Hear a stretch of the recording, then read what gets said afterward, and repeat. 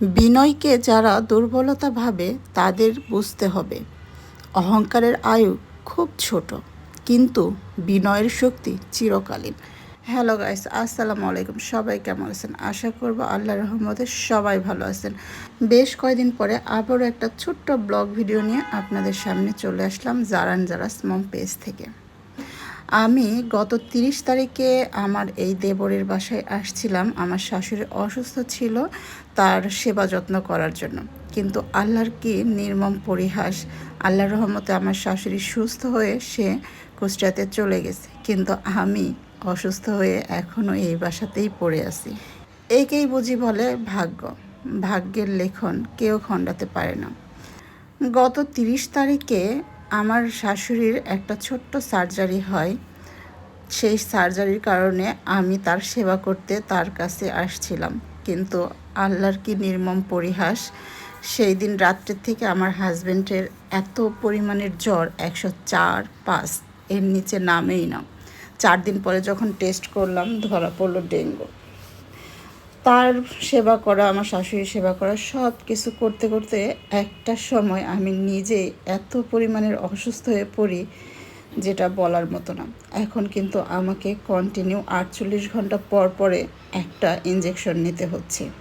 তারপরেও আল্লাহর কাছে শুকরিয়া, চলে ফিরে তো খেতে পারতেছি, আলহামদুলিল্লাহ।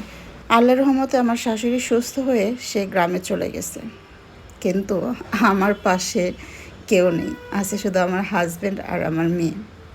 আমাকে ডক্টর সম্পূর্ণ বেড রেস্টে থাকতে বলছে যতদিন না সুস্থ হই, কিন্তু বেড রেস্ট বললেই কি থাকা যায়?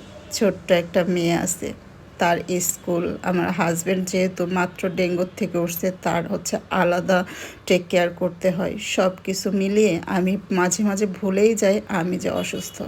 জারাকে স্কুলে দিয়ে তারপরে আমি চলে আসছি সোজা ইবনে সিনা হাসপাতালে। আমার হাজব্যান্ড কিন্তু আমার সাথেই আছে, আলহামদুলিল্লাহ। এই মানুষটা পাশে না থাকলে জীবন চলাটা খুব কষ্ট হয়ে যেত, কারণ দিন শেষে সবাই সবার কাজে ব্যস্ত থাকে, শুধু হাজব্যান্ড ওয়াইফের পাশে আর ওয়াইফ হাজব্যান্ডের পাশে থাকে। আমার এই ইঞ্জেকশনটা নেওয়ার পরে আমার যে কতটা কষ্ট হয় সেটা শুধু আমার পাশে যে থাকে সেই জানে। মানে আমি মাথা সোজা করে বসতে পারি না। যাই হোক, আলহামদুলিল্লাহ ইঞ্জেকশনটা নিয়ে আমি কিন্তু বাসায় চলে এসেছি। এসে অনেকটা সময় আমি রেস্ট নিছি। এইদিকে 3টার সময় যারা স্কুল থেকে আসবে, এখনও রান্না করিনি, 2:30 বেজে গেছে অলরেডি।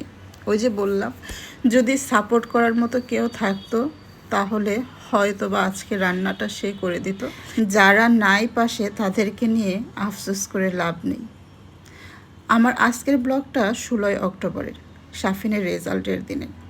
যদি আমার শ্বশুর শাশুড়ি থাকতো হয়তো বা সাফিনের রেজাল্টের খুশিতে আরও ভালো কিছু রান্না করতো, কিংবা বাহির থেকে খাবার অর্ডার করতো। আমি যেহেতু অসুস্থ, আমার হাজব্যান্ডও ডেঙ্গুর থেকে মাত্র উঠলো, যার জন্য বাহিরের খাবার অর্ডার না করে বাসায় একটু রোস্ট আর পোলাও করে দিলাম। আমি আমার দায়িত্ব থেকে সব কিছু করি, কারণ এটা আমার শিক্ষা, আমার বাবা মায়ের দেওয়া শিক্ষা। কখনোই তারা এটা শিক্ষা দেয়নি তোমার সাথে যে যা করবে তুমি তার সাথে তাই করবে, বরঞ্চ সবসময় এটাই বলেছে তোমার সাথে যে যা করবে তার প্রতিদান আল্লাহ তাদেরকে দিবে, আর তোমার প্রতিদান তোমাকে আল্লাহ দিবে। যাই হোক, আলহামদুলিল্লাহ রোস্ট রান্না শেষ। যারা কিন্তু স্কুল থেকে চলে আসছে, আসার সময় ওর পাপাকে বলে ঝালমুড়ি কিনে নিয়ে আসছে। আমি জিজ্ঞেস করলাম তোমাকে তো টিফিন দেওয়া হয়েছিল, কিন্তু সে বলতেছে তার ফ্রেন্ডরা নাকি তার টিফিনটা পছন্দ করেছে এবং খেয়ে নিছে, আর তার প্রচুর ক্ষুধা লাগছে, এর জন্য সে ঝালমুড়ি কিনে এনে বাসায় বসে খাচ্ছে। শরীরটা ভালো থাকলে হয়তো বা আরও কিছু রান্না করতাম, তবে যেহেতু অসুস্থ তাই বেশি চাপ না নিয়ে শুধু রোস্ট আর ঝরঝরে প্লেন পোলাও করে নিয়েছি। আলহামদুলিল্লাহ আমার দুপুরের রান্না কমপ্লিট। এবার আমরা সবাই মিলে একসাথে বসে খাওয়া দাওয়া করব ইনশাল্লাহ। তো আজকের মতো আমার ব্লগটা এই পর্যন্তই।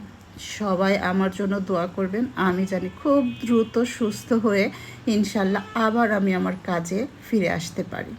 আর হ্যাঁ, সবাই আমার পেজটাকে ফলো দিয়ে অবশ্যই পাশে থাকবেন ইনশাল্লাহ, আর ইউটিউব চ্যানেলটাকে সাবস্ক্রাইব করতে ভুলবেন না কিন্তু।